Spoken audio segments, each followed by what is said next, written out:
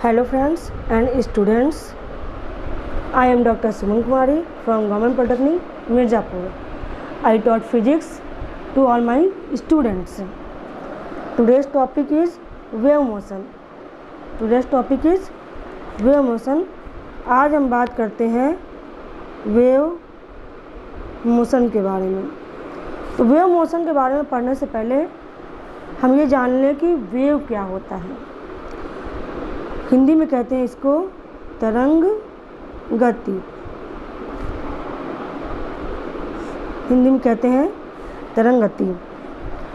तो हम अपने दैनिक जीवन में बहुत सारे ऐसे एग्जाम्पल्स देखते हैं जो कि तरंग होता है। जैसे किसी लहर को आप पानी में देखते हैं, जैसे किसी रस्सी को किसी खूंटे से बांध के अगर दूसरे एंड को आप अपने हाथ से पकड़ लीजिए और उसको हिलाइए, तो हिलाने के बाद भी आप देखते हैं कि उसमें कुछ लहर उत्पन्न होती है। तो ये सारे एग्जाम्पल्स जो हैं ये तरंग के एग्जाम्पल्स हैं, और ये तरंग जो मूव करता है, मोशन करता है, इसी को तरंग गति कहते हैं। तरंग गति या तरंग को हम मैकेनिकल वेव्स भी कहते हैं। मैकेनिकल वेव्स हिंदी में नाम है, मैकेनिकल वेव्स को हम हिंदी में कहते हैं यांत्रिक तरंगे। तो मैकेनिकल वेव्स यानी यांत्रिक तरंगे, ये तरंगे जो होती हैं इनकी क्या प्रॉपर्टीज़ है? इनकी प्रॉपर्टीज़ है कि हमें क्या नेसेसरी चीज़ें हैं कि माध्यम की आवश्यकता होती है, माध्यम होना ज़रूरी है। और इसमें क्या है, जब किसी माध्यम में ये तरंगे संचित होती हैं तो उनकी स्पीड किस पे डिपेंड करती है? Speed depends on the inertia and elasticity of the medium या हिंदी में कहते हैं माध्यम। इलास्टिसिटी मतलब प्रत्यास्थता, इनर्शिया मतलब जड़त्व। यानी कि मैकेनिकल वेव जब किसी माध्यम में संचित होती हैं तो उसकी स्पीड इस बात पर डिपेंड करती है कि उस माध्यम की इनर्शिया, जड़त्व और उसका इलास्टिसिटी, प्रत्यास्थता कितनी है। जब ये पार्टिकल्स वेव्स किसी माध्यम में संचित होती हैं तो माध्यम के कण जो होते हैं टू एंड फ्रो मोशन करने लगते हैं अपने इक्विलिब्रियम पॉइंट के इधर उधर माध्यम के कणों का मोशन शुरू हो जाता है। और मैकेनिकल एनर्जी जो होती है एक पार्टिकल से दूसरी पार्टिकल को वेव्स के फॉर्म में ट्रांसफ़र होने लगती है। अब ये मैकेनिकल वेव्स जो हैं टू टाइप्स के होते हैं। पहला क्या है? पहला है लॉन्गिट्यूडनल वेव्स, दूसरा है ट्रांसवर्स वेव्स। हिंदी में लॉन्गिट्यूडनल वेव को बोलते हैं अनुदैर्ध्य तरंगे। ट्रांसवर्स वेव को बोलते हैं अनुप्रस्थ तरंगे। जैसा कि इसके नाम से ही क्लियर है, long means along the length, ठीक। तो अलोंग लेंथ यानी अनुदैर्ध्य तरंगे की जो डेफिनेशन होती है, जब ये तरंगे किसी मीडियम में संचित होती हैं तो माध्यम के कण तरंग के चलने की दिशा में वाइब्रेट होने लगते हैं। यानी माध्यम के कण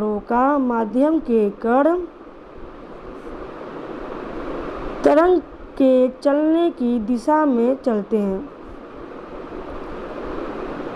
दिशा में संचरित होते हैं, कंपन करते हैं। इसके अपोजिट अगर इनकी बात करें तो अगर तरंग इस दिशा में चल रही है तो माध्यम के कण तरंग के चलने की दिशा के परपेंडिकुलर ऊपर नीचे मोशन करते हैं, ठीक है। एग्जाम्पल के तौर पर देखिए तो लॉन्गिट्यूडनल वेव्स के एग्जाम्पल के तौर पर अगर आप स्प्रिंग की बात कर लें, स्प्रिंग की नॉर्मल कंडीशन है ये, ठीक है, दिस इज स्प्रिंग, ये इसकी नॉर्मल कंडीशन है। अगर हम इसको इस दिशा में एक फोर्स लगा के खींचें सपोज इसी को हमने F4 अप्लाई कर दिया तो ये खींचने के बाद इसके नोट्स जो हैं इतनी दूर चले जाएंगे। फिर अगर हम रिलीज कर दें तो ये है elongated version of the spring, यानी इलोंगेटेड मतलब खिंची हुई। और F1 लगा के हमने रिलीज कर दिया, RELE रिलीज कर दिया तो स्प्रिंग क्या होगी, पहले अपने वापस दबती हुई अपने ओरिजिनल पोजीशन में आएगी, फिर इनर्शिया की वजह से वापस कुछ दूर तक फिर दबेगी। जब दबी हुई कंडीशन रहेगी तो स्प्रिंग के नोट्स और पास आ जाएंगे यहाँ तक। इसको कहते हैं contracted position of the spring. Elongated के पार्ट को हम रेयर फ्रैक्शन भी कह देते हैं, रेयर फ्रैक्शन, या हिंदी में कहते हैं इसको विरलन। कॉन्ट्रैक्टेड को कहते हैं संपीड़न, यानी जब लॉन्गिट्यूडनल वेव्स स्प्रिंग में संचित होती हैं तो कहीं पे स्प्रिंग में इलोंगेशन हो जाता है, कहीं पे कॉन्ट्रैक्शन हो जाता है। इस प्रकार लॉन्गिट्यूडनल वेव्स रेयर फ्रैक्शन और कॉन्ट्रैक्शन को साथ में लेते हुए आगे बढ़ती है। ठीक है। माध्यम के कण जो होते हैं, जब स्प्रिंग ऐसे वाइब्रेट करती है, तरंग इधर चलती है तो कण भी इधर चलते हैं। जब स्प्रिंग दबने लगती है, कॉन्ट्रैक्शन होता है तो कण इधर चलते हैं। तो ये इसकी मिडिल पोजीशन इक्विलिब्रियम पोजीशन है, ये इलोंगेटेड पोजीशन है, ये कॉन्ट्रैक्टेड फॉर्म है। इनकी क्या प्रॉपर्टी है कि ये जो है सॉलिड्स, लिक्विड्स एंड गैसेस तीनों में प्रोड्यूस किए जा सकते हैं। ठीक है। और जब इनमें रेयर फ्रैक्शन और कॉन्ट्रैक्शन होता है तो रेयर फ्रैक्शन मतलब कॉन्ट्रैक्शन वाली जगह पे क्या होता है, प्रेशर एंड डेंसिटी इंक्रीज हो जाती है, डेंसिटी इंक्रीज्ड। और जो ये इलोंगेटेड पोर्शन है, यहाँ पे क्या होती है, all these things, this quantity and this quantity decreased, down हो जाती है। क्यों? क्योंकि यहाँ पे माध्यम कण दूर दूर चले गए हैं।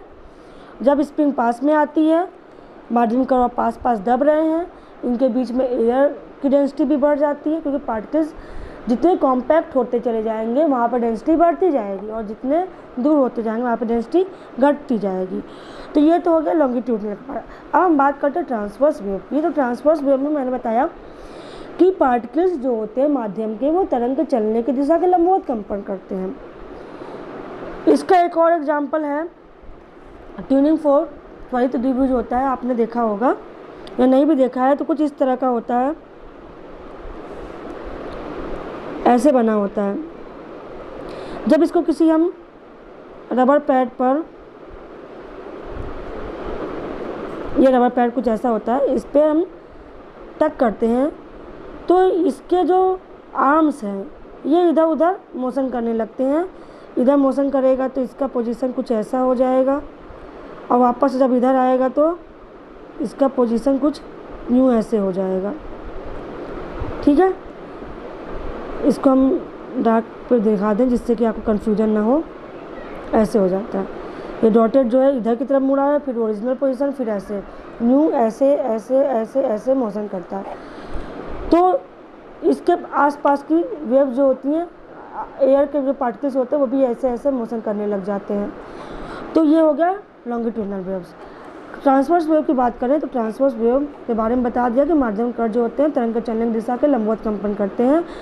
The particles of the medium vibrate along the vibrate perpendicular to the direction of propagation of the wave. इनका अगर एग्जाम्पल लेना चाहें तो इनका एग्जाम्पल जैसे पानी एकदम शांत पड़ा हुआ है, कोई बात नहीं, इस पर जैसे ही हम एक पार्टिकल या एक कंकड़ डालते हैं तो कंकड़ के पड़ने के चारों तरफ इस तरह से सर्कुलर फॉर्म में वेव्स आपको दिखाई देना शुरू हो जाती है और हॉरिजॉन्टली आप देखेंगे तो आप देखेंगे कुछ ऐसा चल रहा है, कुछ ऐसा दिख रहा है। ठीक है। तो देखने में तो लगता है कि ये जो है लहर आगे की तरफ बढ़ रही है, लहर आगे की तरफ बढ़ तो रही है। मैकेनिकल एनर्जी मतलब इसका kinetic energy and potential energy Hindi में स्थितिज गति ऊर्जा और स्थितिज ऊर्जा वो भी माध्यम के कण एक से दूसरे को ट्रांसफ़र कर रहे हैं, लेकिन माध्यम के कण अपनी जगह को नहीं छोड़ते हैं। इसका जस्टिफिकेशन हम इससे दे सकते हैं कि अगर आप पत्थर को डालते समय के बाद उस जगह पे आप एक कागज़ का टुकड़ा डाल दीजिए या कॉर्क डाल दीजिए तो उसके ऊपर तैरेगा पानी के, और ये इसी की दिशा में ऊपर नीचे, कभी ये पोर्शन नीचे है, कभी यूँ ऐसा हो जाएगा जस्ट अपोजिट, तो particle up and down motion करता रहेगा।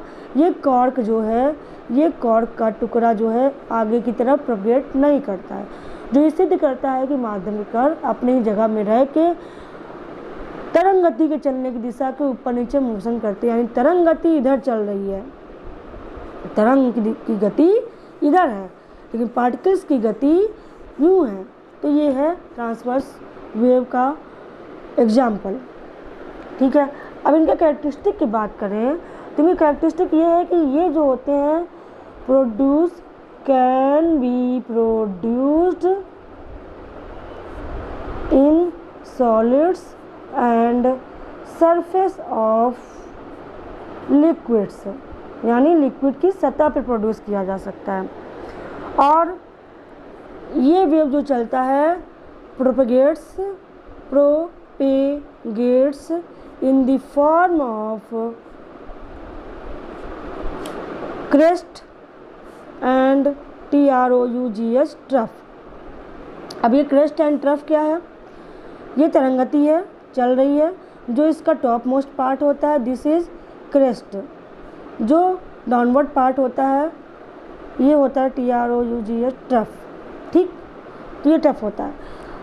तरंग गति को डिफाइन करने के लिए हम एक पिक्चर ड्रॉ कर रहे हैं, जैसे यहाँ से स्टार्ट हुई, अप डाउन, फिर अप, यहाँ पे तरंग गति का एक चक्कर कंप्लीट होता है। This is the smallest form which represents a wave. आगे ये यूँ ऐसे कंटिन्यू रहेगा। तो एक तरंग गति इस दिशा में, यानी एक्स एक्सिस पे हम टाइम को रिप्रेजेंट कर रहे हैं, वाई एक्सिस पर हम डिस्प्लेसमेंट वाई को रिप्रेजेंट कर रहे हैं। जो तरंग को डिनोट करने का पहला फैक्टर है वो है एम्पलीट्यूड या आयाम। आयाम को डिनोट करेंगे ए से। आयाम क्या होता है? Maximum displacement of a particle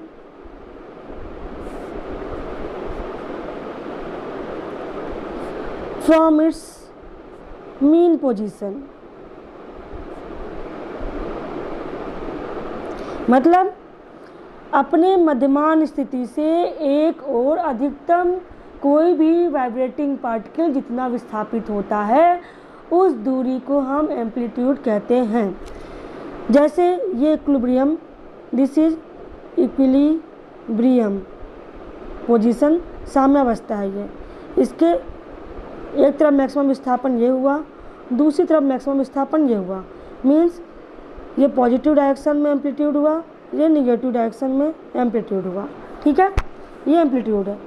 दूसरा फैक्टर आता है टाइम पीरियड। आवर्तकाल। आवर्तकाल रिप्रेजेंट करते हैं टी से। एक चक्कर लगाने में किसी भी पार्टिकल को जितना समय लगता है उसे कहते हैं टाइम पीरियड या आवर्तकाल।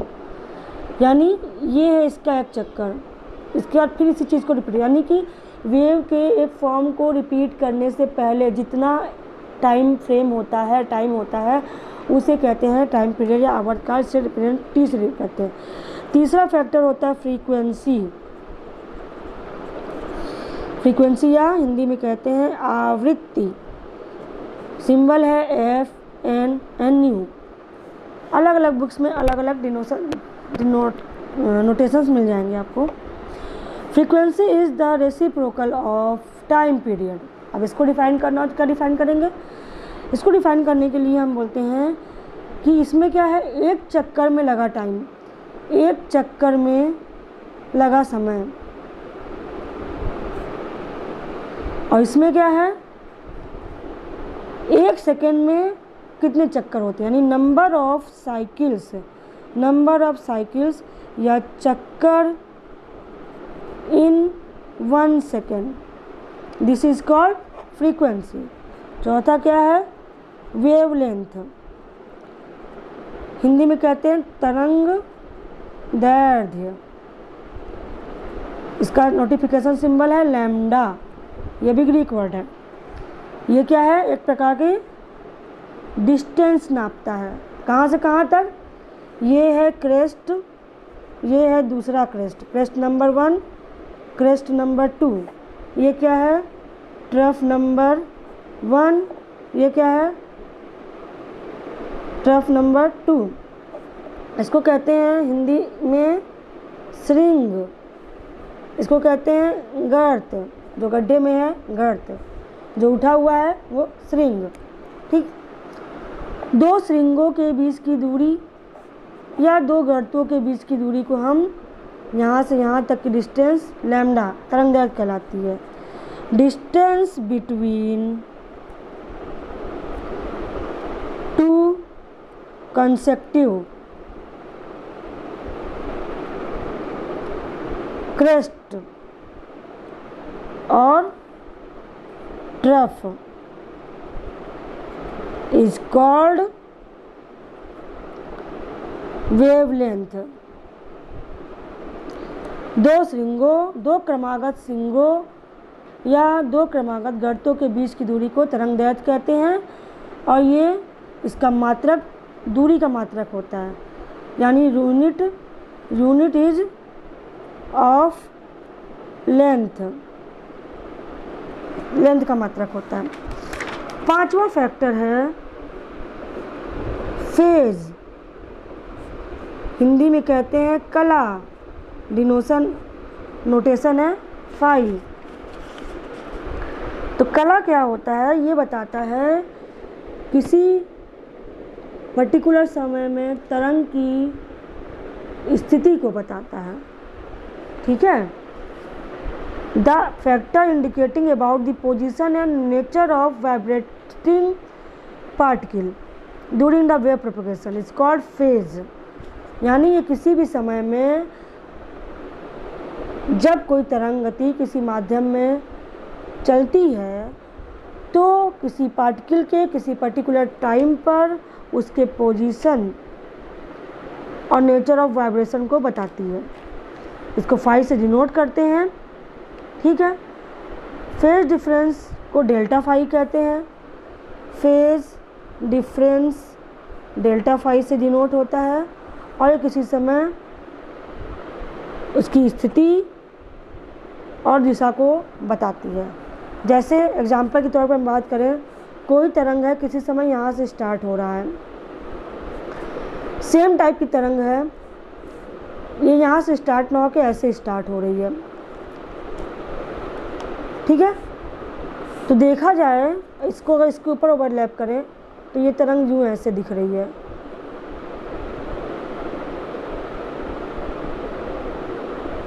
ओके, गलत हो गया, फिर से ड्रॉ करती हूँ बड़े में थोड़ा। एक तरंग ऐसे हो गई। ठीक है। हम दूसरी तरंग, जब ये अप होगा तो दूसरे का ये है। ठीक, यूँ ऐसे चल रहा है। तो सेम टाइप की तरंगे हैं, लेकिन हम देख रहे हैं कि जिस समय ये मिडिल पे है तो ये अपर पे है, जिस समय ये टॉप पे है तो ये इसकी विस्थापन, इसका जब मैक्सिमम है तो इसका विस्थापन 0 है। यहाँ पर भी जब हम आते हैं दूसरी तरंग, ये नंबर 1, ये नंबर 2, तो ये तरह देखा जाए तो जब ये जितनी देर में ये यहाँ से यहाँ पहुँची, ये इस जगह पे पहले ही थी, तो ये वाली इससे आगे है। कितने टाइम पे? अगर टाइम पीरियड यहाँ से यहाँ तक का t है तो यहाँ से यहाँ तक का टाइम जो होगा वो होगा t/4, t/4, t/4। तो ये t/4 है, ये भी है t/4, यानी 1/4 भाग टाइम पीरियड का दूसरी वाली वेव पहली वाली वेव से आगे है। सब कुछ सेम है। तो ये क्या बता रहे हैं, हम किसी पर्टिकुलर टाइम की बात कर रहे हैं तो ये इस किस समय पे कौन सी वेव किस स्थिति में है, किस पोजीशन में है, किस डिस्प्लेसमेंट पे ये डिसाइड कौन करता है? ये डिसाइड करता है फेज। तो फेज बहुत ही इम्पॉर्टेंट पॉइंट है जो कि किसी वेव को डिस्क्राइब करता है। अब ये जो डिफरेंट हमने 5 रिलेशन बताए, इनमें से कुछ रिलेशन जैसे फ्रीक्वेंसी है, लैम्डा है, इन सब के आधार पे हम ये बता सकते हैं कि हमारा वेव किस स्पीड से, किस वेलोसिटी से मोशन करेगा। तो तरंग गति तो आपने जान लिया, आपको सिंपल से पता है कि चाल बराबर दूरी बटा समय होता है। ठीक है, तो हमें पता है कि एक तरंग दैर्ध्य चलने में समय कितना लगेगा, क्योंकि अभी जैसे हमने बताया, लास्ट पेज पे बताया था कि यहाँ से यहाँ तक का टाइम है t। ठीक है, यहाँ से अगर हम t/4 दूरी टाइम आगे बढ़ेंगे तो इधर भी हम t/4 टाइम ही आगे बढ़ेंगे। तो यहाँ से यहाँ तक का टाइम भी है t, यहाँ से यहाँ तक का टाइम, यहाँ से यहाँ तक का टाइम t है, यहाँ से यहाँ तक का टाइम भी है t। ये एक क्रेस्ट है, ये दूसरा क्रेस्ट है, यहाँ से यहाँ तक की दूरी है लैम्डा, यानी t टाइम पे तरंग के द्वारा चली गई दूरी जो है वो है लैम्डा, यानी लैम्डा अपॉन t। तो this lambda upon t is चाल या वेलोसिटी। अगर हम विद डायरेक्शन बात करेंगे तो दिस इज वेलोसिटी हो जाएगी, अगर हम डायरेक्शन इंक्लूड नहीं करेंगे तो ये चाल हो जाएगा, अदिश राशि। तो